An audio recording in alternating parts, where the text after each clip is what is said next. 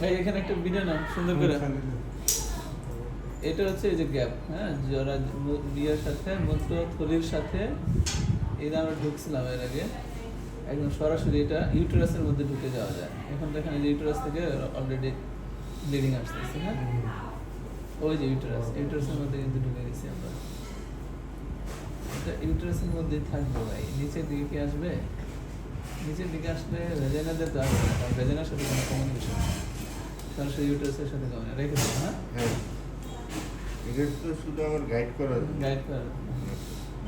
আর দিতে হবে না না, অনেকখানি আছে, যতটুকু দিতে পারো দেও। দেওয়া যাবে, যেহেতু কয়েলিং হবে আর কি, বুঝছেন না? থাকুক।